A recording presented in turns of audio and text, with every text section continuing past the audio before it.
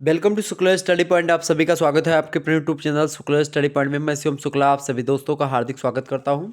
आज के वीडियो के माध्यम से हम चर्चा करेंगे ज्योग्राफी के तीसरे पेपर के बारे में। और तीसरे पेपर में जो खंड आ है, खास करके साउथ वेस्ट एशिया के बारे में चर्चा करेंगे, जिसको आप दक्षिण पश्चिम एशिया के नाम से भी जानते हैं। तो दक्षिण पश्चिम एशिया या साउथ वेस्ट एशिया, बोले बात एक ही है।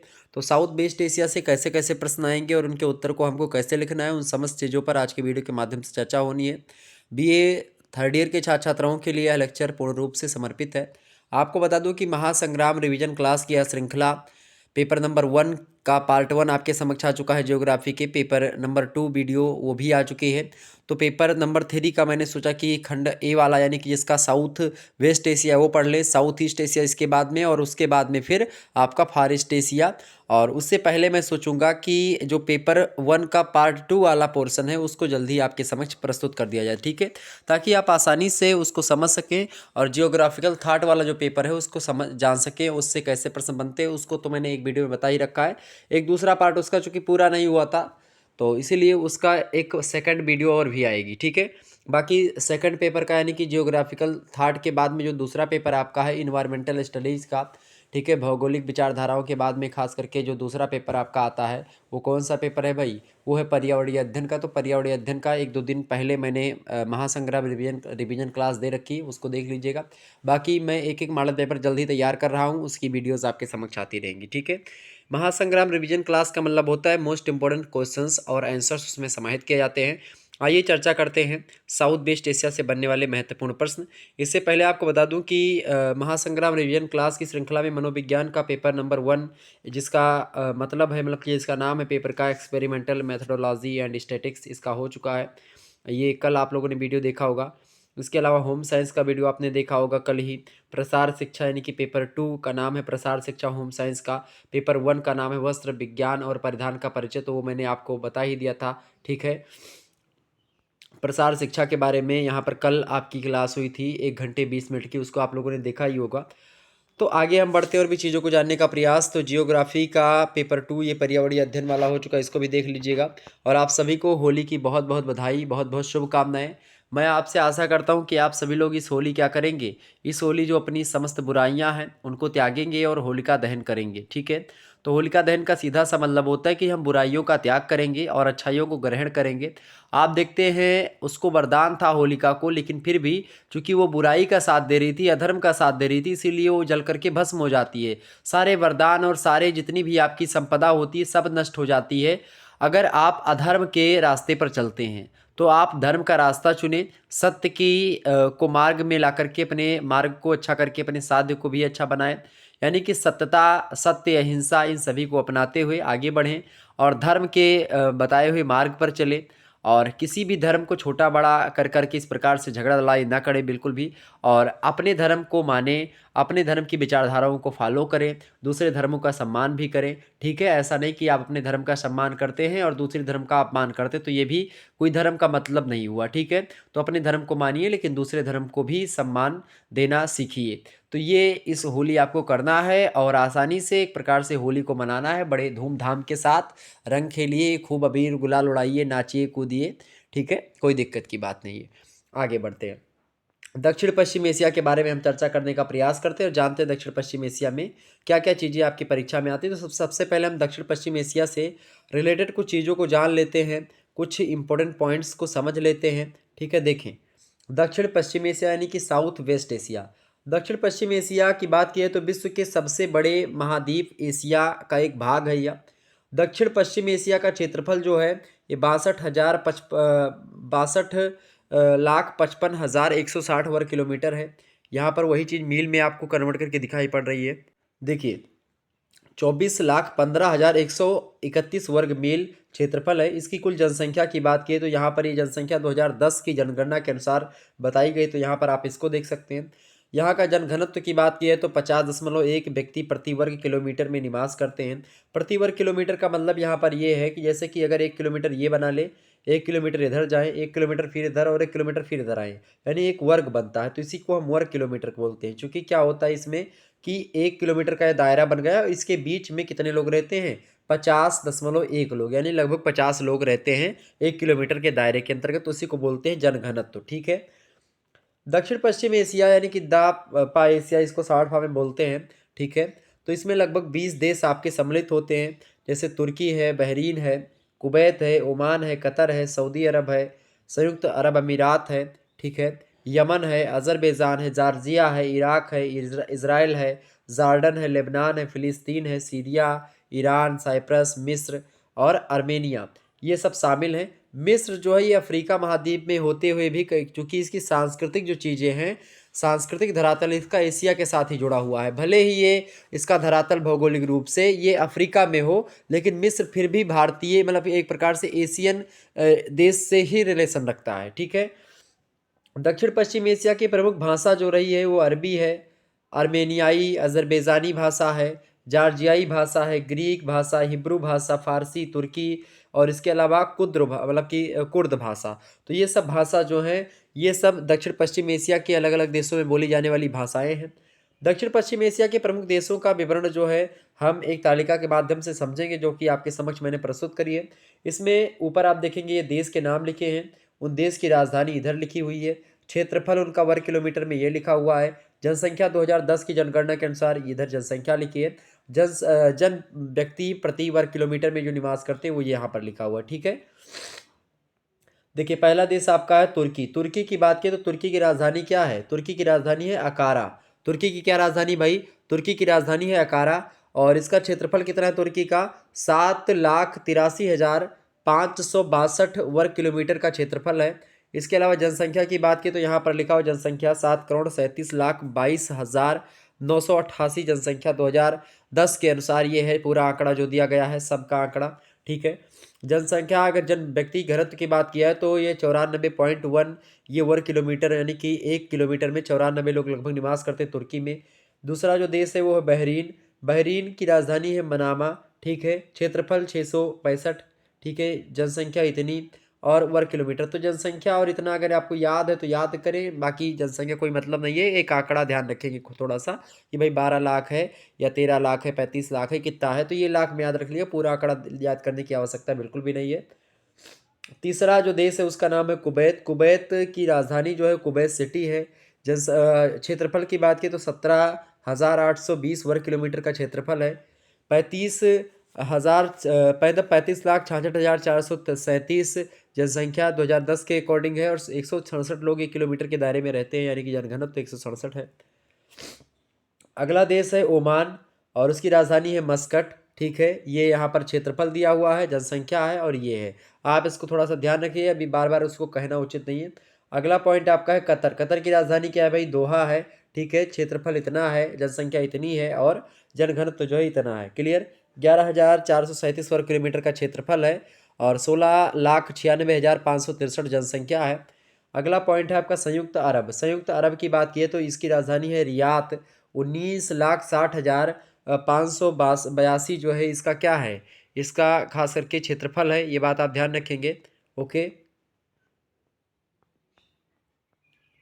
समझ में आ रही चीज़ें? तो ये ध्यान रखेंगे। संयुक्त अरब अमीरात जो है, तो संयुक्त अरब का रियाद है जनसंख्या, सॉरी राजधानी, और जो क्षेत्रफल है वो 19,60,582 वर्ग किलोमीटर है। जनसंख्या 2,71,36,977 है 2011 की जनगणना के अनुसार, और 12 लोग 1 किलोमीटर के दायरे में रहते हैं, यानी कि यहाँ पर जनघनत्व तो कम है।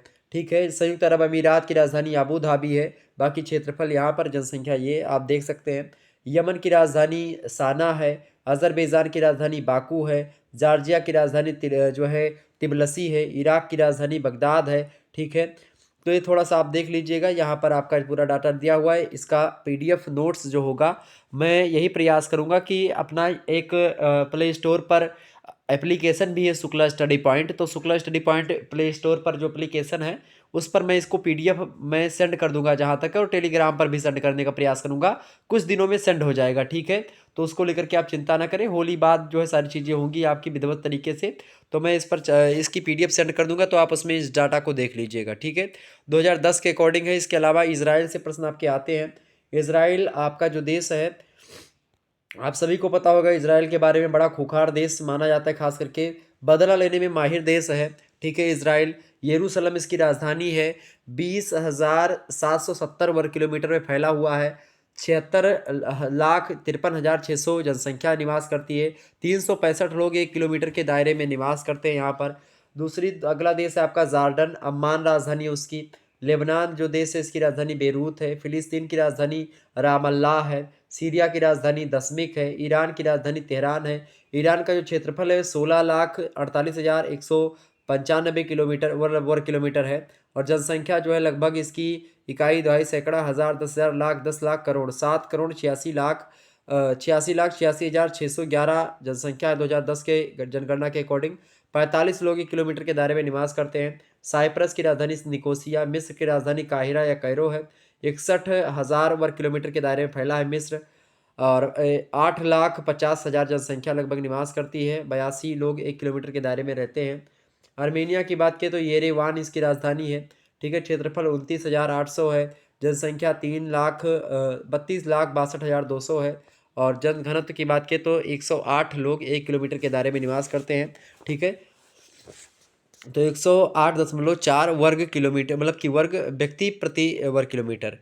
तो दक्षिण पश्चिम एशिया का यह थोड़ा सा देशों के बारे में कुछ विवरण मैंने आपको बताया।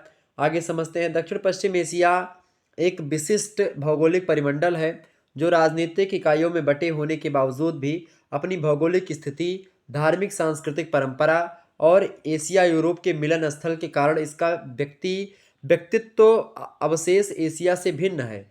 यानी कि आप देखेंगे एशिया की जो चीज़ें हैं, देखिए ये जो दक्षिण पश्चिम एशिया, इसमें आप देखते हैं कि अफ्रीका के एक देश भी हैं। ठीक है, एशिया के भी देश है आपके हैं, और यूरोप के ये यूरोप और एशिया के एक प्रकार से बॉर्डर पर ही स्थित है। इधर दक्षिण मतलब जो है अफ्रीका का बॉर्डर भी पड़ता है। तो इसके कारण से थोड़ा सा इसमें क्या होता है, भिन्नता आती है। एशिया में आप इधर एशिया, एक भारत वाला एशिया देखते हैं इधर, और एक खाड़ी देश मतलब भारत के बगल आप देखते हैं। ठीक है, उधर वाला।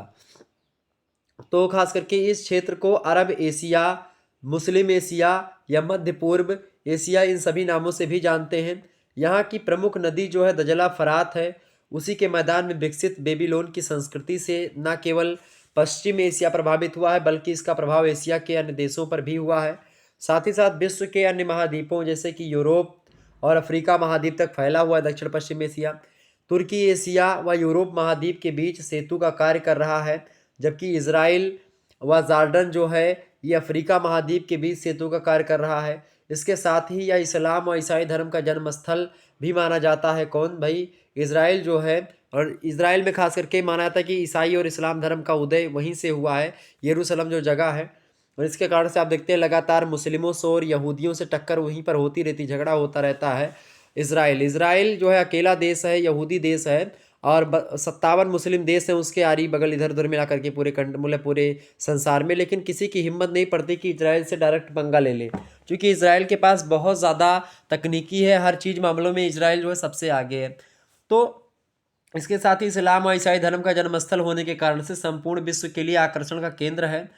तो और इसके अलावा इस्लाम और ईसाई धर्मावलंबियों के बीच अनेक धर्म युद्धों के कारण से यहाँ सर्वाधिक क्षेत्रीय अस्थिरता भी रही है, खास करके इजराइल में। और इस कारण यहाँ पर हमेशा बाहरी शक्तियों के हस्तक्षेप का प्रभाव रहा है। इसका प्रत्यक्ष उदाहरण अरब और इजराइल संघर्ष रहा है। इन सभी बातों का प्रभाव यहाँ के जनजीवन पर भी पड़ता रहता समय समय पर। और इजराइल तो अब ऐसा एक प्रकार से एक कवच तैयार कर रखा है कि भाई उस पर अगर कोई मिसाइल भी छोड़ता है तो इजराइल के ऊपर मिसाइल नहीं गिरेगी, मिसाइल लगेगी नहीं, ऊपर उसको वायु में ही खत्म कर दिया जाएगा। ऐसी तकनीकी उसके पास है। दक्षिण पश्चिम एशिया विश्व का एक ऐसा शुष्क प्रदेश है जहाँ पेट्रोलियम और प्राकृतिक गैस के बड़े बड़े भंडार मिलते हैं। दक्षिण पश्चिम एशिया की अगर बात की तो वहाँ का हर देश जो है वो पेट्रोलियम पर और इन गैसों पर ही निर्भर है, प्राकृतिक गैसों पर, चूँकि वहाँ पर ये चीज़ें बहुत अधिक मात्रा में मिलती हैं। इसके अलावा कृषि में खजूर की खेती बहुत फेमस है। इसके अन्य मतलब इनके आय का मुख्य साधन जो है पेट्रोलियम और प्राकृतिक गैस है। अरब प्रायद्वीप का दक्षिणी एवं दक्षिणी पूर्वी भाग अर्थात फारस की जो खाड़ी है उसका निकटवर्ती भाग पेट्रोलियम का सबसे प्रमुख क्षेत्र रहा है। सिनाई प्रायद्वीप जो है और भूमध्य सागरीय तटवर्ती जो क्षेत्र है यहाँ पर तेल उत्पादन के लिए खास करके जाना जाता है। दक्षिण पश्चिम एशिया अंतर्राष्ट्रीय बाजार में तेल व प्राकृतिक गैस उपलब्ध करवाता है। जिससे उसे पेट्रो डॉलर मिलता है। ठीक है। इसके अलावा ओपेक एक कंट्रीज़ का मतलब एक प्रकार से संगठन है। OPEC organisation of the petroleum exporting countries का एक संगठन है ओपेक। ठीक है। इसके गठन के बाद में क्या हुआ है, यह अंतर्राष्ट्रीय बाजार को प्रभावित करने में सक्षम क्षेत्र बन गया है। ठीक है। कौन? दक्षिण पश्चिम एशिया। दक्षिण पश्चिम एशिया के अधिकतर देश संयुक्त राज्य अमेरिका के सहयोगी देश हैं और वहाँ की बड़ी तेल कंपनियों ने यहाँ भारी पूंजी निवेश कर रखा है। यानी अमेरिका की जो कंपनियाँ हैं उन लोगों ने खास करके दक्षिण पश्चिम एशिया में अपनी जो है कंपनियों को भेज करके वहाँ पर आप देखते हैं तमाम प्रकार की चीज़ें, मतलब कि वहाँ अमेरिकी कंपनियाँ बहुत ज़्यादा हैं तेल शोधन के लिए। आगे देखते हैं, अगला क्वेश्चन आपका आ चुका है। बहुत ही बढ़िया प्रश्न है, आप सभी लोग ध्यान से इन प्रश्नों को याद कर लीजिएगा, आपकी परीक्षा के लिए बहुत महत्वपूर्ण है। प्रश्न है कि दक्षिण पश्चिम एशिया के सांस्कृतिक प्रवेश का वर्णन कीजिए। तो पश्चिमी एशिया प्राचीन काल से संस्कृति का एक महत्वपूर्ण केंद्र या क्षेत्र रहा है, जहाँ दजला फरात के मैदान में विकसित बेबीलोन की जो संस्कृति है उससे न केवल पश्चिमी एशिया प्रभावित हुआ है अपितु इसका प्रभाव एशिया के अन्य क्षेत्रों पर भी दिखाई पड़ा है। यूरोप और अफ्रीका में खास करके जो बेबीलोन की संस्कृति वो फैली। इस्लाम और ईसाई धर्म का जन्मस्थल भी दक्षिण पश्चिम एशिया ही रहा है। इसके कारण से यह संपूर्ण विश्व के लिए आकर्षण का केंद्र मतलब कि का क्षेत्र बन गया। धर्म प्रचार के साथ साथ अरब संस्कृति अफ्रीका के पूर्वी और उत्तरी क्षेत्रों में इस प्रकार व्याप्त हुई है कि वे क्षेत्र अरब जगत के अंग बन गए हैं। आज भी आप देखते हैं मिस्र हो गया, सूडान है, लीबिया है, उसको अरब जगत के अंतर्गत गिना जाता है, जबकि वो दक्षिण मतलब वो अफ्रीका के देश हैं। यदि दक्षिणी पश्चिमी यूरोप से अरब संस्कृति का निष्कासन नहीं किया गया होता तो वे क्षेत्र भी अरब जगत के अंग होते। तो ये एक प्रकार से यहाँ की सांस्कृतिक परिवेश रहा है दक्षिण पश्चिम एशिया का। तीसरा क्वेश्चन आप देखेंगे, प्रश्न है कि किसी क्षेत्र के कृषि क्षेत्र के विकास में सिंचाई का महत्व बताइए। तो इजराइल को छोड़ करके यहाँ के सभी देशों में कृषि की प्रधानता है। इजराइल वो वेपन पर आधारित है, वो एक प्रकार से हथियार बेच करके अपनी धंधा चला लेता है और बाकी सभी देश कृषि की प्रधानता है सभी में। कृषिगत भूमि में सीमित सिंचाई की सुविधा होने के कारण से अधिकांश देशों में ऐसी फसलें उगाई जाती हैं जो कि उष्णता और शुष्कता को झेल सकती हैं। यानी कि जहाँ पर क्या होता है कि ज़्यादा सिंचाई ना करनी पड़े ऐसी फसलें वहाँ पर ज़्यादा होती हैं। इससे आप देखते साथ ही साथ अधिकांश कृषिगत भूमि बड़े काश्तकारों और जमींदारों के अधिकार में है। यानी कि वहाँ पर सभी लोग कृषि नहीं कर पाते हैं, जो बड़े बड़े किसान हैं वही केवल कृषि करते हैं और बाकी लोग जो है उनके यहाँ मजदूरी वगैरह करते हैं। तो ये एक प्रकार से कृषि के विकास में सिंचाई का महत्व है वहाँ, क्योंकि सिंचाई के साधन वहाँ पर जल की कमी है, पानी की बहुत कमी है। ठीक है। अगला क्वेश्चन आप देखेंगे, दक्षिण पश्चिम एशिया में कृषि के प्रकार बताइए। तो दक्षिण पश्चिम एशिया में कृषि के प्रकार की अगर बात की जाए तो वहाँ पर दक्षिण पश्चिम एशिया में गेहूँ भी बोया जाता है, कहीं कहीं पर जौ है, जई, मक्का, ज्वार, बाजरा, सोरघम, धान, ये सब यहाँ की प्रमुख फसलें हैं। अन्य उत्पादों में चुकंदर भी बोया जाता है, खजूर तो सबसे महत्वपूर्ण है, जैतून है, अंगूर है, कपास है, तंबाकू है, सहतूत है, ये सब व्यापारिक कृषियाँ भी की जाती हैं। और इसके अलावा जो है जैतून, अंगूर, अंजीर, नाशपाती, केला, संतरा, सेब की कृषि का विस्तार तेजी से अब बढ़ रहा है दक्षिण पश्चिम एशिया में। साग सब्जी की कृषि भी पश्चिमी एशिया की कृषि की विशेषता मानी जाती है। आलू और हरी सब्जी, प्याज, इन सभी की अब आवश्यकता से अधिक उत्पादन वहाँ पर किया जाने लगा है। रूम सागर तट के देशों में खाद्यान्नों से अधिक फल फूल और सब्जी की कृषि होने लगी है। इजराइल, तुर्की, सीरिया, लेबनान आदि अन्य मतलब कि ये सब जो देश हैं अपने उत्पादों को हवाई जहाज़ से यूरोप के बाज़ारों में भेजने में समर्थ हो गए हैं, जिससे उन्हें अच्छी आमदनी अब कृषि से भी हो जाती है। तो वहाँ पर भी कृषि अब होने लगी है। ठीक है। कृषि में मैंने आपको बता दिया कि भाई गेहूँ, जौ, जई, मक्का, बाजरा, ज्वार, ये सब इसकी खेती होती है। धान की भी खेती मिलेगी आपको, चुकंदर, जैतून, खजूर, अंगूर, कपास, तम्बाकू, इसके अलावा नाशपाती, केला, संतरा, सेब, इन सभी कृषि में और बढ़ोतरी हुई है। तो ये सब कृषि के चीज़ें हैं। आगे बढ़ते हैं अगली इकाई से प्रश्न। अगला प्रश्न आप देखते हैं, आ चुका है आपकी स्क्रीन पर, सभी लोग देखने का प्रयास करेंगे। एक बार वीडियो को लाइक और शेयर अवश्य कर दीजिएगा। प्रश्न आपका है कि दक्षिण पश्चिम एशिया की प्राकृतिक वनस्पति का वर्णन कीजिए। बहुत ही महत्वपूर्ण प्रश्न है, सभी लोग देखने का प्रयास करेंगे। प्रश्न बड़ा ही अच्छा है। प्रश्न क्या है भाई? प्रश्न आपका है, प्रश्न क्या है? प्रश्न है कि दक्षिण पश्चिम एशिया की प्राकृतिक जो वनस्पतियां हैं उनका वर्णन करना है। तो प्राकृतिक वनस्पतियों की बात की जाए तो देखें, दक्षिण पश्चिम एशिया में प्राकृतिक वनस्पति का विकास जो है जलवायु की पेटियों के अनुसार पाया जाता है। जलवायु की पेटी मतलब क्या होता है, आप देखते जो पृथ्वी है इसमें जलवायु पेटियां है, उष्ण कटिबंधीय, ठीक है, फिर उपोष्ण कटिबंध, फिर शीत कटिबंध, इस प्रकार से कटिबंधों को बांटा गया है। तो उसी के अकॉर्डिंग जो होता है प्राकृतिक वनस्पतियां पाई जाती है। जैसे उष्ण कटिबंध में कोई दूसरी वनस्पति मिलेगी, उसकी प्रधानता मिलेगी, लेकिन जब आप उपोष्ण में जाएंगे तो दूसरी वनस्पति आपको मिलेगी। जब आप शीतोष्ण कटिबंध में या शीत कटिबंध में जाएंगे तो आपको कोई दूसरा मिलेगा। तो इस प्रकार से वनस्पतियों का जो विकास है वो जलवायु की पेटियों के अनुसार पाया जाता है और भौतिक परिवेश के अनुरूप यहाँ के वनस्पति का आदर्श रूप उपस्थित करते हैं। इसमें कुछ क्षेत्र की प्राकृतिक वनस्पति अब नष्ट कर दी गई हैं, फिर भी अभी विशाल भूखंड पर प्राकृतिक वनस्पति का आवरण जो है वो दिखाई पड़ता है। इसके अलावा अगला प्रश्न आपका आ चुका है, रूम सागरीय जलवायु का संक्षिप्त वर्गीकरण प्रस्तुत कीजिए। रूम सागरीय जलवायु का संक्षिप्त वर्गीकरण, तो इसे भूमध्य सागरीय जलवायु के नाम से भी जानते हैं, रूम सागरीय जलवायु को। और एशिया में इस प्रकार की जलवायु भूमध्य सागरीय तटीय क्षेत्रों में पाई जाती है, जिसमें खास करके तुर्की, सीरिया, लेबनान, इजराइल, जॉर्डन और साइप्रस, इन सभी देशों के नाम उल्लेखनीय हैं। और इस प्रकार की जलवायु में आप देखते हैं उष्ण, शुष्क, ग्रीष्म, शीत, आर्द्र, शरद काल सबसे बड़ी विशेषता रही है।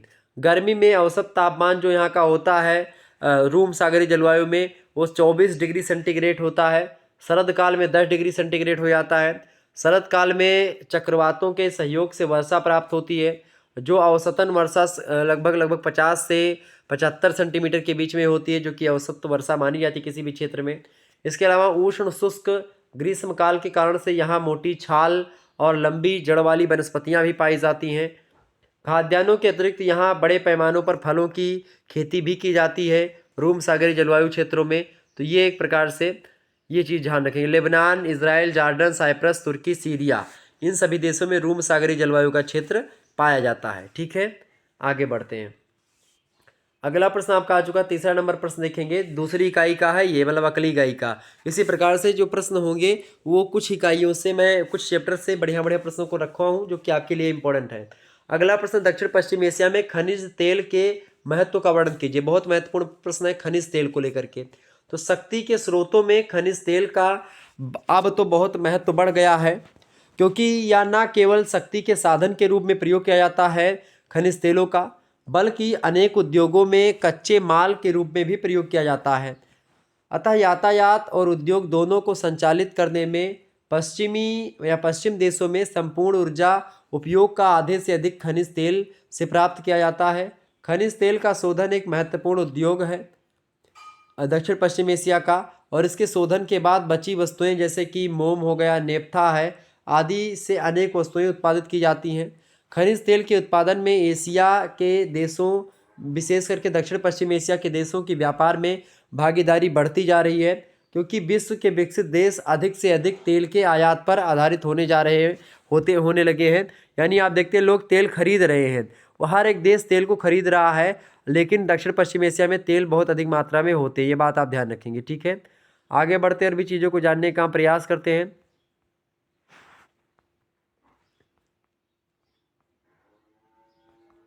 अगला क्वेश्चन आप देखने का प्रयास करेंगे। तो खनिज तेल का महत्व हो गया।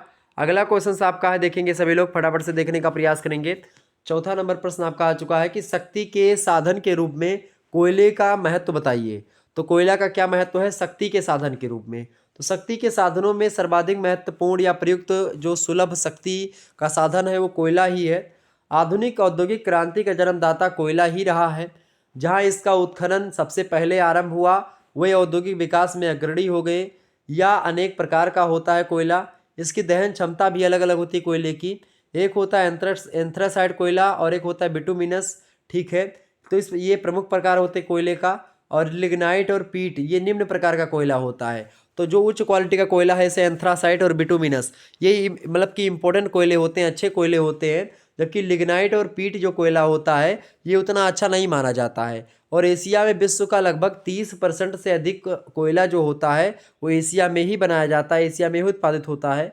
और एशिया के प्रमुख उत्पादकों में खासकर कोयले के उत्पादन में चाइना नंबर 1 पर आप देख सकते हैं। चाइना हो गया, भारत है अपना, जापान है। एशिया में मैं बता रहा हूँ, एशिया में नंबर 1 पर चाइना ही है, फिर भारत है, फिर जापान, साइबेरिया है, फिर उत्तरी और दक्षिणी कोरिया आते हैं। ठीक है, तुर्की है, हिंदेशिया मतलब कि इंडोनेशिया, ताइवान, मध्य एशिया, इन सभी देशों का नाम आता है खास करके कोयला उत्पादन में।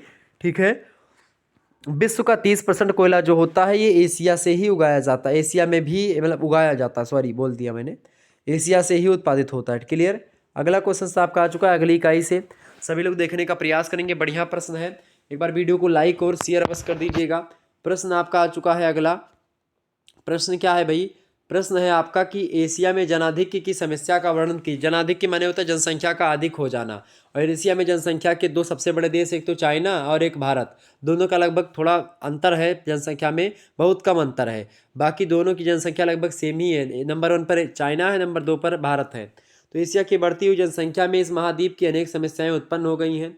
कुछ समस्याएं तो इतनी गंभीर हैं जनसंख्या के कारण से उत्पन्न हुई कि इनका प्रभाव देश के राजनीतिक और सामाजिक जीवन पर भी पड़ता है। जनसंख्या की अत्यधिक वृद्धि से ने अनेक बुराइयों को उत्पन्न कर दिया है, अतः हमें इन बुराइयों को दूर करने के लिए जनसंख्या की तीव्र वृद्धि को रोकना पड़ेगा। यानी जनसंख्या के कारण से आप देखते हैं बेकारी, बेरोजगारी, ठीक है, गरीबी, तमाम प्रकार की चीज़ें, बीमारियां तमाम प्रकार की फैल रही हैं। ठीक है, और जो साधन है उनकी कमी हो रही है, जनसंख्या की बढ़ोतरी के साथ साधन की कमी हो रही है। मारपीट भी इसी कारण से आप देखते हैं जनसंख्या ज़्यादा होने से भी होती है, और एक प्रकार से पृथ्वी का भार भी बढ़ता है। कई प्रकार की चीज़ों जनसंख्या के बढ़ने से, जनसंख्या बढ़ने से आप देखते हैं कि कलह, ईर्ष्या, द्वेष घर में ही होने प्रारंभ हो जाती है। तो ये चीज़ें ध्यान रखेंगे। दूसरा क्वेश्चन आप देखेंगे, अगला प्रश्न, दक्षिण पश्चिम एशिया की कृषि पर संक्षिप्त टिप्पणी कीजिए। दक्षिण पश्चिम एशिया में कृषि योग्य भूमि का जो प्रतिशत है बहुत कम है, और जो कृषि योग्य भूमि है भी वहाँ पर सिंचाई के लिए पर्याप्त सुविधा नहीं है, और उसकी कमी है सुविधा मतलब सिंचाई की, और इस कारण से कृषि विस्तृत व व्यापक स्तर पर संभव नहीं हो सका है।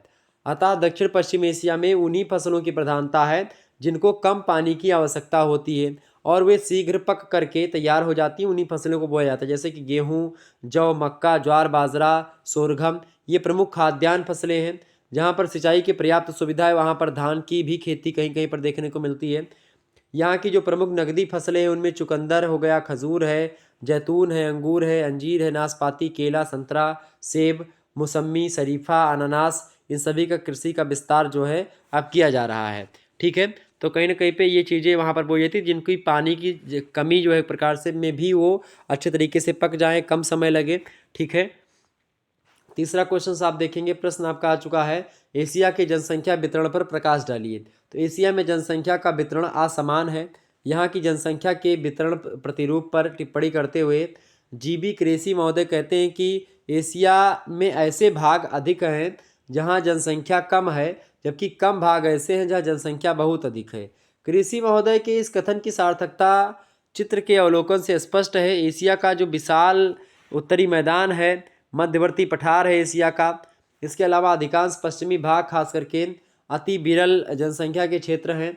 ऐसे अनेक क्षेत्र हैं जहां नाम मात्र की जनसंख्या है। विरल जनसंख्या वाले क्षेत्र महाद्वीप की 3/4 क्षेत्रफल घेरे हुए हैं, जहां पर बहुत कम जनसंख्या निवास करती, बहुत दूर दूर लोग रहते हैं। जबकि वह जनसंख्या 1/4 से भी कम है जहाँ पर लोग सघन रहते हैं, और इसके मतलब कि जहाँ पर लोग विरल रहते हैं वहाँ की जनसंख्या जो है 1/4 से भी कम है। और इसके विपरीत दक्षिणी एशिया, दक्षिणी और दक्षिणी पूर्वी भागों में आप देखते हैं 1/4 क्षेत्रफल और 3/4 से अधिक जनसंख्या निवास करती है, मतलब कि कम भागों में बहुत ज़्यादा जनसंख्या निवास करती है, और लगभग 75% भूमि पर आप देखते हैं बहुत कम जनसंख्या निवास करती है। यह न केवल एशिया अपितु संपूर्ण विश्व का सघनतम बसा भाग है। जनसंख्या वितरण के अतिरेक के रूप में इन मानव जमघटों की मान्यता है, और इन घने बसे क्षेत्रों में Bharat, China, Pakistan, Japan, Korea, इसके अलावा जावा, ये सब अग्रणी हैं, और जहां सघनतम जनसंख्या वितरण खास करके रहा है। ठीक है, आगे बढ़ते और भी चीज़ों को जानने का प्रयास। अगला क्वेश्चन आपकी स्क्रीन पर आ चुका है, फटाफट से एक बार वीडियो को लाइक और शेयर अवश्य कर दीजिएगा। सभी दोस्तों से ये निवेदन है कि आप सभी लोग वीडियो को शेयर अवश्य करा करें। ठीक है, बड़ी मेहनत करनी पड़ती है आप लोगों के लिए, और आप लोगों के लगातार कमेंट्स आ रहे थे, इसीलिए मैंने सोचा कि आपकी वीडियोस लगातार दे रहे हैं, और थर्ड ईयर की क्लासेस आपकी लगातार चल भी रही हैं। अगला प्रश्न आपका है, एशिया की जनसंख्या घनत्व का वर्णन कीजिए। तो संपूर्ण विश्व का औसत जनसंख्या घनत्व मात्र 31 व्यक्ति प्रति वर्ग किलोमीटर है, जबकि एशिया का औसत घनत्व 92 प्रति वर्ग किलोमीटर है। यानी कि आप देखते हैं संपूर्ण विश्व का जनसंख्या घनत्व कितना है, 31 व्यक्ति जो हैं 1 किलोमीटर के दायरे में रहते हैं। जबकि एशिया की बात की, एशिया महाद्वीप में 92 व्यक्ति 1 किलोमीटर के दायरे में निवास करते हैं। इससे यह स्पष्ट हो जाता है कि यहाँ केवल जनसंख्या का जमघट ही नहीं है, बल्कि जन घनत्व के दृष्टिकोण से भी यह विश्व औसत से बहुत ऊपर है। और एशिया के औसत घनत्व से अधिक जनभार वाले देशों की संख्या अधिक है, जबकि कम घनत्व वाले देश जो हैं बहुत कम है। यह भी स्पष्ट है कि इन देशों में सर्वत्र घनत्व समान नहीं है। इस तथ्य को ध्यान में रखते हुए जब क्षेत्रीय स्तर पर जनसंख्या घनत्व का अध्ययन किया जाता है तो अनेक विसंगतियां भी प्रकट होती हैं। तो कहीं ना कहीं पे एशिया का जनघनत्व जो है वो ज़्यादा है विश्व के औसत जनसंख्या घनत्व से। ठीक है, पांचवा क्वेश्चन आप देखने का प्रयास करेंगे। प्रश्न है आपका कि एशिया के संसाधनों पर संक्षिप्त टिप्पणी लिखिए। एशिया के देशों में जनसंख्या का सर्वाधिक भार कृषि पर है। यानी जो एशिया के जो लोग हैं या देश हैं, उन लोगों जो जनसंख्या है वो क्या करती है, अधिकतर जनसंख्या कृषि करती है और कृषि वर्षा पर आधारित होती है। सूखा और बाढ़ के कारण से संसाधनों का समुचित उपयोग नहीं हो पा रहा है। यदि दैवीय आपदाओं के प्रभावों को कम कर दिया जाए तो एशिया इतना खाद्यान्न पैदा कर सकता है कि अवशेष विश्व के लिए पर्याप्त हो जाए। जितने भी विश्व के लोग बच रहे हैं, केवल एशिया ही, अगर एशिया में अच्छे तरीके से कृषि हो जाए, अगर बाढ़ और सूखा ना पड़े तो इतना अनाज उत्पादन हो जाए कि पूरा विश्व बैठ करके खाए। ठीक है, एशिया के बहुत कम देश हैं जो खाद्यान्नों का निर्यात करते हैं, मतलब बेचते नहीं ज़्यादा। ठीक है, औद्योगिक विकास भी सीमित है। स्वाभाविक है कि एशिया की अधिकांश जनसंख्या की क्रय शक्ति बहुत कम है। कृषि और उद्योग के विकास के लिए आवश्यक पूंजी, वैज्ञानिक तकनीकी और उत्कृष्ट राष्ट्र प्रेम का भी अभाव रहा है इन देशों में, और जिनसे इनके संसाधनों का समुचित विकास जनहित में नहीं हो पा रहा है। विदेशी कर्ज ले लेते हैं। तकनीकी और निर्देशन पर आधारित अनेक देशों की अर्थव्यवस्था वांछित परिवर्तन लाने में असमर्थ है। स्पष्ट है कि एशिया में मंद आर्थिक प्रगति हुई है, कृषि पर अधिक जनभार है और रूढ़िवादी सामाजिक संरचना के कारण से अधिकांश देशों में संसाधन की तुलना में जनसंख्या अधिक है। संसाधन कम होते जा रहे हैं, जनसंख्या अधिक होती जा रही है। आपको पता होगा माल्थस महोदय की एक थ्योरी भी है, जनसंख्या का सिद्धांत माल्थस महोदय ने दिया था। उन्होंने कहा था जो जनसंख्या है वो तो एक दो, मतलब कि जो उत्पादन के साधन हैं या फिर एक प्रकार जो साधन हैं उपयोग के, वो ऐसे बढ़ते हैं समानांतर श्रेणी में, 1 2 3 4 5 6 इस प्रकार से बढ़ते हैं। लेकिन जो जनसंख्या है वो आज 1 बढ़ी तो कल 2 ही हो जाए, परसों 2 दूनी 4, फिर तीसरे चौथे रोज 4 दूनी 8, फिर 16, फिर 32, इस प्रकार से बढ़ती है, यानी कि गुणोत्तर श्रेणी में बढ़ती है। तो जनसंख्या जो है वो गुणोत्तर श्रेणी में बढ़ती है और जो मतलब उपयोग के साधन है वो बढ़ता है आपका समानांतर श्रेणी में। ठीक है, तो इस प्रकार से क्या है, संसाधन कम है एशिया में। ठीक है, ये बात आप ध्यान रखेंगे। तो अधिकांश देशों में संसाधन की तुलना में जनसंख्या अधिक है यहाँ पर। ठीक है,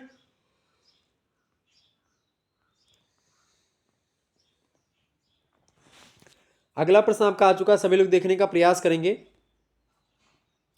प्रश्न है आपका कि स्वेज नहर के महत्व का वर्णन कीजिए। तो मिस्र के ऐतिहासिक विरासत में स्वेज नहर का निर्माण एक ऐतिहासिक, खास करके एक मिनट,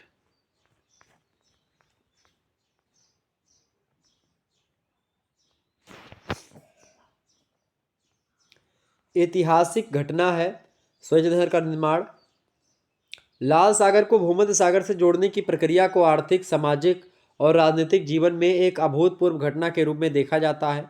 1854 ईस्वी में फ्रांसीसी अभियंताओं, यानी कि जो खास करके इंजीनियर्स थे, तो जो फ्रांसीसी इंजीनियर्स थे उनकी देख रेख में इस नहर का निर्माण हुआ था, स्वेज नहर का।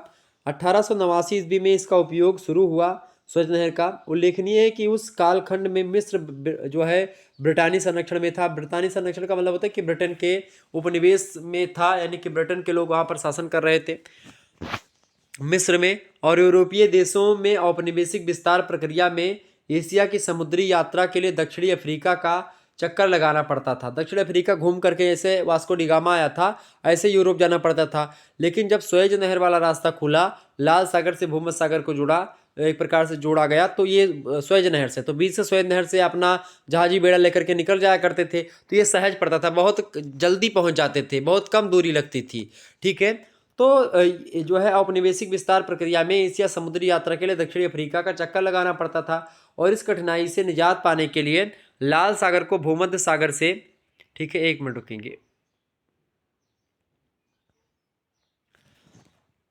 क्या हुआ कि जो है इससे निजात पाने के लिए लाल सागर को खास करके क्या किया गया, भूमध्य सागर से जो है जोड़ने के लिए सुएज नहर का निर्माण किया गया। सुएज नहर के बन जाने से लंदन और मुंबई की दूरी 7,000 किलोमीटर की ही मतलब कि 7,000 किलोमीटर कम हो गई और मानव के निर्माण कौशल की राह अभूतपूर्व घटना है। और इस नहर में के निर्माण से न केवल समुद्री मार्ग छोटा हुआ बल्कि मानव के निर्माण साहस में कई गुना वृद्धि भी हो सकी है। तो सुएज नहर व्यापारिक दृष्टि से बहुत महत्वपूर्ण है, ठीक है, बहुत ही इंपॉर्टेंट है सुएज नहर, खास करके एशिया और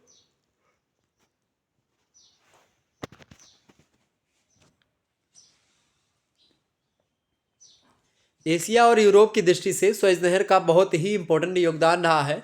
और लगातार आप देखते हैं प्राचीन काल से ही, आप देखते प्राचीन काल क्या 1889 में पहली बार शुरू हुआ, उसके बाद से आप देखते हैं लगातार व्यापारिक चीज़ों में बड़ी एक प्रकार से सरलता आई है। और यहीं से एक प्रकार से आप देखते हैं जहाजी बेड़े आते जाते रहते हैं। तो एक अच्छा काम ये एक प्रकार सुएज नहर का। अगला प्रश्न आप देखेंगे, प्रश्न आपका आ चुका है, बढ़िया प्रश्न है। देखिएगा प्रश्न आपके एग्जाम के लिए बहुत ही इंपॉर्टेंट प्रश्न है। ओजोन ह्रास से क्या तात्पर्य है? तो हमारे वायुमंडल में 28 से 50 किलोमीटर की ऊंचाई पर ओजोन गैस की एक पतली पट्टी है और जो सौरिक विकिरण के अल्ट्रावायलेट जो विकिरण है यानी पराबैंगनी जो किरणें हैं उनको सोख लेती हैं, ये जो लेयर है, और पृथ्वी पर जीवन की रक्षा करती है, यानी कि पृथ्वी पर जीवन की रक्षा करती है। किंतु वर्तमान औद्योगिकरण की प्रवृत्ति के कारण से उद्योगों से निकलने वाले क्लोरोफ्लोरोकार्बन यानी सीएफसी इसे नष्ट कर रही। सीएफसी से अधिक ज़्यादा मतलब कि सबसे ज़्यादा नुकसान होता है ओजोन परत को। और जब ओजोन परत एक प्रकार से उसमें छेद हो जाएगा तो वहाँ से जो सूर्य भगवान की पराबैंगनी किरणें हैं जिसके स्किन कैंसर या अन्य प्रकार की बीमारियाँ फैलती हैं वो सीधी किरणें आएंगी। और अभी तक क्या था कि भाई वो अल्ट्रा वायलेट किरणों को सोख लिया करती थी ओजोन परत, ठीक है। तो परिणाम स्वरूप अल्ट्रावायलेट विकिरण की मात्रा बढ़ रही है जिससे पृथ्वी पर गर्मी बढ़ रही है, वनस्पतियों तथा जीवों का विकास बाधित हो रहा है। अल्ट्रावायलेट रेडिएशन से वनस्पतियां सूखने लगती हैं तथा जीवों में चर्म कैंसर यानी कि स्किन कैंसर की व्यापकता भी बढ़ जाती है पराबैंगनी किरणों से, ठीक है। और वायुमंडल गर्म हो जाता है। इसका प्रभाव ये पड़ता है कि भाई ग्लेशियर पिघलने लगते हैं, समुद्र का जलस्तर बढ़ जाता है, बाढ़ की समस्या बढ़ जाती है, कई चीज़ें आती हैं। अगला प्रश्न आपका जलवायु परिवर्तन पर संक्षिप्त टिप्पणी लिखिए। औद्योगिक क्रांति के पश्चात वायुमंडल में CO2 की मात्रा तेजी से बढ़ी है और मानव द्वारा पूरा जैव ईंधनों यानी कोयला पेट्रोल को जलाने में भारी मात्रा में CO2 वायुमंडल में पहुंच रही है और जो वायुमंडल की प्राकृतिक संरचना को परिवर्तित कर रही है। औद्योगिक क्रांति के पूर्व वायुमंडल में CO2 की मात्रा आयतन के अनुसार 0.029% थी जो अब बढ़ करके 365 ppmb हो गई है। तो ये भी एक प्रकार से ये डाटा है। इसके अलावा संयुक्त राष्ट्र संघ यानी कि यूनेप द्वारा गठित inter government panel on climate change यानी IPCC जिसके अंतर्गत 50 देशों के 2000 वैज्ञानिक हरित गृह प्रभाव के चलते भूमंडलीय ताप वृद्धि का यानी कि ग्लोबल वार्मिंग का अध्ययन और अनुश्रवण कर रहे हैं। उन्होंने 1995 के प्रतिवेदन में बताया कि कुल मिलाकर के अनेक प्रमाण इंगित करते हैं कि भूमंडलीय जलवायु पर मानव प्रभाव की समस्या मतलब मानव प्रभाव की जो छाप है वो स्पष्ट रूप से दिखाई पड़ती है। जलवायु परिवर्तन जो होता है ये मानव के द्वारा होता है, खास करके मनुष्य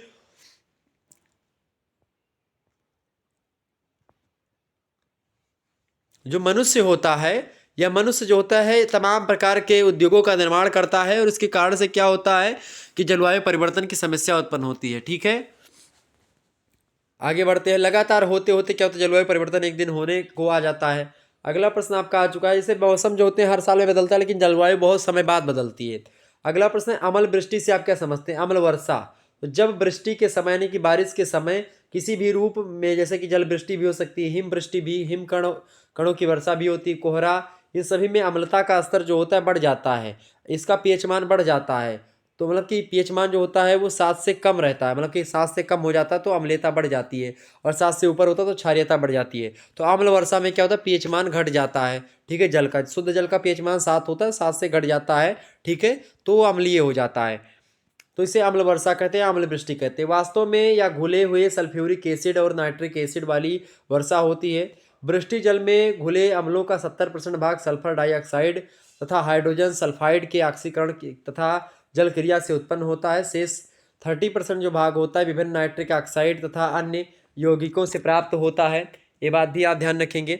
इसके अलावा अगला क्वेश्चन से आप देखिएगा, 5वां नंबर प्रश्न आपका आ चुका है, वैश्विक तापन के प्रभाव बताइए। भूमंडलीय ताप वृद्धि यानी कि ग्लोबल वार्मिंग के बारे में पूछ रहा है। तो ग्लोबल वार्मिंग के कारणों में ओजोन क्षरण, हरित गृह गैसों के उत्सर्जन में निरंतर वृद्धि, वन विनाश, ये सब ज़्यादा प्रमुख रूप से उत्तरदायी हैं। भूमंडलीय ताप वृद्धि का संभावित परिणाम होगा स्थानीय, प्रादेशिक और भूमंडलीय स्तर पर जलवायु में परिवर्तन। भविष्य में होने वाले जलवायु परिवर्तनों के मनुष्य तथा प्रकृति के विभिन्न क्षेत्रों में संभावित व्यापक दुष्प्रभावों से विश्व समुदाय जो है भयभीत है। तापमान में वृद्धि के कारण से हिम नदियों एवं हिमटोपियों के पिघल जाने के कारण से, सागर तल में वृद्धि हो जाने से, द्वीपीय राष्ट्रों और प्रमुख सागर तटीय निम्न भागों के जलमग्न हो जाने की खतरा लगातार उत्पन्न हो रहा है। आपको बता दूं, जब ग्लोबल वार्मिंग की समस्या आती है तो इससे क्या होता है, ग्लोबल वार्मिंग की समस्या से समुद्र का जलस्तर, मतलब ग्लोबल वार्मिंग मतलब होता है कि वातावरण पूरा गर्म हो गया, और जब वातावरण पूरा गर्म हो जाएगा तो इससे क्या होगा, वातावरण के गर्म होने से क्या होता है कि भाई जो बड़े बड़े ग्लेशियर हैं यानी कि जो हिम के चादरें हैं जो कि उस पर पर्वतों के ऊपर हैं, बर्फ़ जो बड़े बड़े बर्फ़ के पहाड़ हैं जिसको आप ग्लेशियर बोलते हैं, हिमनद बोलते हैं, ठीक है, वो पिघलने लगती है और उसके पिघलने से नदियों में जल एक प्रकार से तीव्र गति से बहता है, और इसके कारण से नदियों का जल चूंकि समुद्रों में गिरता है तो समुद्र का जलस्तर बढ़ जाता है। तो जो द्वीप बने हैं समुद्र में या जो तटीय इलाके हैं वो डूब जाते हैं। इससे क्या होता है, जलवायु परिवर्तन की समस्या भी उत्पन्न होती है। आगे बढ़ते हैं, अगला क्वेश्चन आपका आ चुका है, सभी लोग देखने का प्रयास करेंगे। प्रश्न आपका है कि तुर्की को कितने भौतिक विभागों में बांटा गया है। बहुत महत्वपूर्ण प्रश्न आपकी परीक्षा में आएगा। तो धरातलीय विशेषताओं के आधार पर तुर्की को 3 प्रमुख भौतिक विभागों में और अनेकों विभागों में बांटा जा सकता है। पहला जो विभाग है वो तटीय मैदान, दूसरा है वलित पर्वत श्रृंखला, तीसरा है आंतरिक पठार। तो तटीय मैदान में खासकर काला सागरीय तटीय मैदान है तुर्की में, इसके अलावा एजियन सागर तटीय मैदान है और रूम सागर तटीय मैदान है। ये तुर्की के 3 तटीय मैदान हैं। वलित पर्वत श्रृंखलाओं की बात करें तो पैंटिक पर्वत श्रृंखला तुर्की में है, तुरुस पर्वत श्रृंखला है, प्रति तुरुस पर्वत श्रृंखला है और आर्मीनिया पर्वत श्रृंखला है। ये 4 पर्वत श्रृंखलाएं हैं, वलित पर्वत श्रृंखलाएं हैं तुर्की में जो स्थित है। इसके अलावा आंतरिक पठारों की बात किए तो आंतरिक पठार में आपका पश्चिम पठार और पूर्व का पठार, ये 2 पठार फेमस है तुर्की में, ठीक है। तो ये भौगोलिक विभाग हो गए तुर्की के। अगला प्रश्न आप देखते हैं, दूसरा नंबर प्रश्न है, तुर्की में जनसंख्या वृद्धि पर प्रकाश डालिए। तो 2001 की ईस्वी में तुर्की की जनसंख्या 650 लाख थी, जो 2.3 प्रतिवर्ष की दर से बढ़ती रही है। यहाँ जनसंख्या का वितरण असमान है। देश का औसत घनत्व तो लगभग मात्र एक प्रकार से 85 व्यक्ति प्रति वर्ग किलोमीटर का है। सर्वाधिक जनघनत्व तटीय मैदानों और पठार के औद्योगिक क्षेत्रों और प्रशासनिक केंद्रों के आसपास बसा हुआ है। न्यूनतम जनघनत्व जो है पठार के पूर्वी भागों में है, और यहाँ की अधिकांश जनसंख्या तुर्कों की है जो अपने को आर्य कहते हैं, और इनका धर्म जो है वो कौन सा है, इस्लाम धर्म है, मुस्लिम धर्म है, ठीक है। अगला क्वेश्चन आप देखते हैं, तीसरा नंबर आपका प्रश्न है, टर्की की कृषि की प्रमुख विशेषताएं बताइए। टर्की यानी कि तुर्की। तो टर्की के तटवर्ती और पश्चिमी पठारी भागों में व्यावसायिक कृषि की जाती है, उसकी प्रधानता है, जबकि पश्चिमी पठारी भागों पर निर्वाहक कृषि की जाती है, यानी कि बस केवल खा पी लें बस उतना। पशुपालन की प्रधानता है यहाँ पर। लगभग 20% कृषि मतलब 20% कृषिगत क्षेत्र पर व्यापारिक फसलें उगाई जाती हैं, और 80% कृषि क्षेत्र खाद्यान्नों के अंतर्गत आता है यहाँ का तुर्की का। गेहूँ प्रमुख खाद्यान्न फसल है तुर्की की, जिसके अंतर्गत 45% कृषिगत भूमि है। 1952 के बाद हरित क्रांति के फलस्वरूप तुर्की अपनी आवश्यकता से अधिक कृषि उत्पादन करने लगा है, और यह पश्चिमी एशिया का एकमात्र देश है जो खाद्यान्नों और अन्य कृषि उत्पादनों में न केवल आत्मनिर्भर है अपितु निर्यात भी करता है, यानी कि जो बचता है वो बेचता भी है तुर्की, ठीक है। तो तुर्की की कृषि व्यवस्थाएं ठीक है, उसमें कोई दिक्कत की बात नहीं है। अगला प्रश्न आप देखते हैं, इराक में खजूर की कृषि का वर्णन कीजिए। बहुत महत्वपूर्ण प्रश्न पूछ लिया गया। खजूर वहाँ पर होता है, और यहीं पर जो है भारत में जो बड़े बड़े खजूर आते हैं वो तुर्की से ही आप देखते हैं, मतलब कि यहाँ से इराक से ही आते हैं। इराक में खजूर की खेती बहुत होती है। तो इराक की प्रमुख व्यापारिक फसलों में खजूर की कृषि अधिक महत्वपूर्ण है। विश्व का आधा से अधिक खजूर जो होता है इराक जो है अकेले उत्पादित करता है। अनुमानतः यहाँ 3 करोड़ से अधिक खजूर के वृक्ष हैं। इराक का जो डेल्टाई भाग है खजूर की कृषि के लिए ही जाना जाता है, अग्रणी है उसमें। और यहाँ लगभग इराक के जो डेल्टाई भाग है उसमें लगभग 160 किलोमीटर लंबी और 3 किलोमीटर चौड़ी पट्टी में केवल खजूर के बाग लगाए गए हैं। और इनके अतिरिक्त फरात के किनारे जहाँ कृषि के लिए अयोग्य भूमि है वहाँ भी खजूर के बाग हैं। इराकी लोगों के भोजन में खजूर एक प्रमुख अंग है। इराक 4 लाख टन से अधिक खजूर उत्पादित करता है, जिसका आधा से अधिक भाग निर्यात किया जाता है। ठीक है, तो ये ध्यान रखेंगे। तो ये एक प्रकार से इराक में खजूर उत्पादन बहुत ही फेमस है, ये बात आप ध्यान रखेंगे। अगला क्वेश्चन आप देखने का प्रयास करेंगे। 5वां नंबर प्रश्न आपकी स्क्रीन पर आ चुका है। प्रश्न है, इजराइल का संक्षिप्त परिचय दीजिए। इजराइल की बात अगर की जाए तो इजराइल का क्षेत्रफल जो है 20,770 वर्ग किलोमीटर का है। इसकी संपूर्ण जनसंख्या 76,53,600 रही है वर्ष 2010 की जनगणना के अनुसार।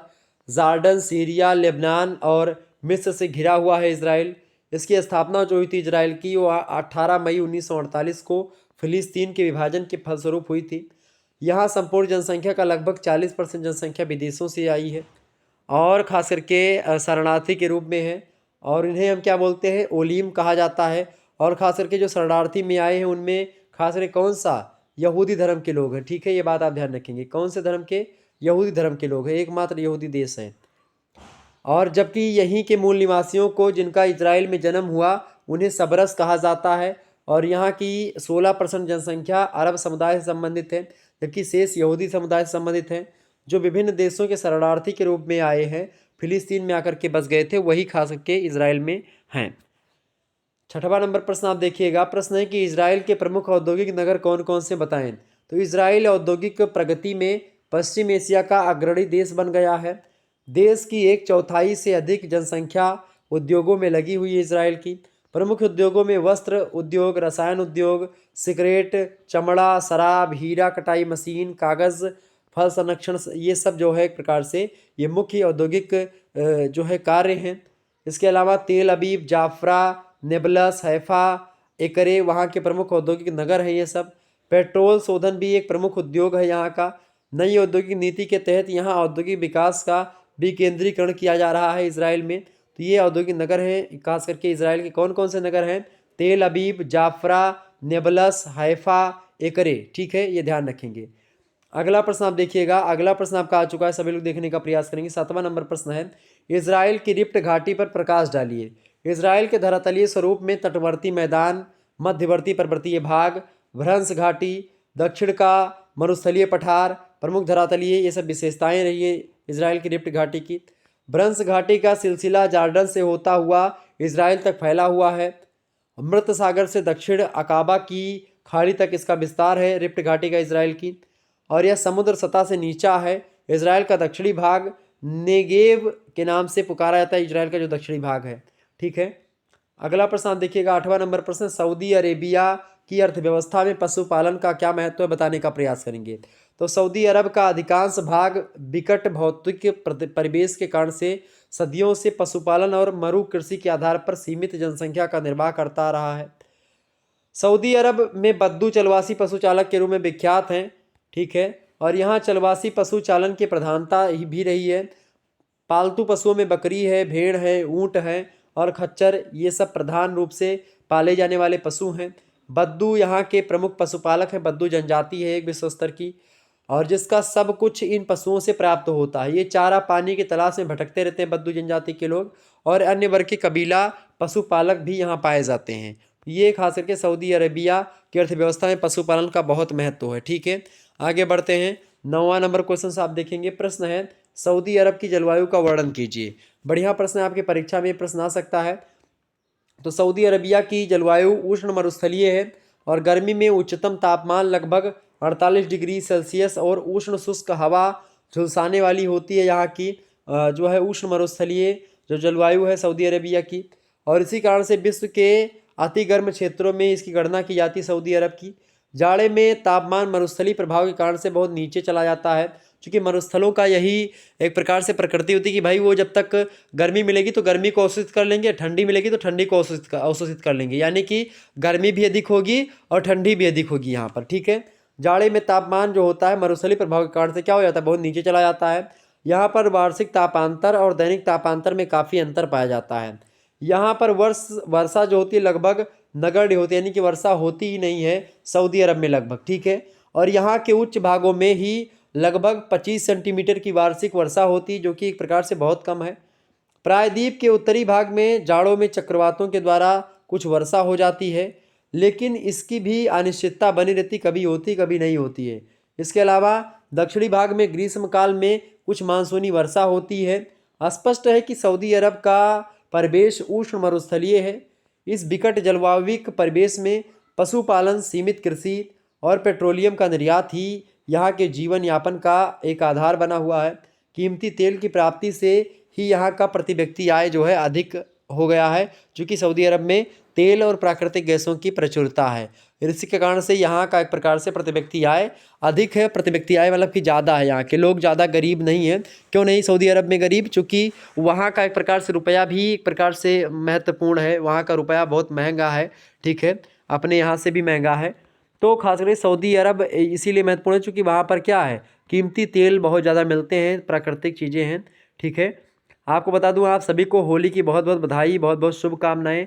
यहाँ पर आप देख रहे हैं भक्त प्रहलाद जो हैं बैठे हुए हैं। ये होलिका है वो जल रही है, इसके आप देखते हैं ये इसका चेहरा काला पड़ा हुआ है, ठीक है। और जो भक्त प्रहलाद हैं इनको अगर आप देखेंगे तो भक्त प्रहलाद जो है खास करके इनकी अगर बात की जाए तो इनका चेहरा एकदम से चमक रहा है। लेकिन होलिका जी को आप देखिएगा, होलिका को, तो ये जल रही हैं एकदम से। तो होलिका आप देखिएगा, होलिका कोई देवी नहीं है, ठीक है। होलिका क्या है? होलिका जो है हिरण्याकश्यप की ये बहन थी, ठीक है।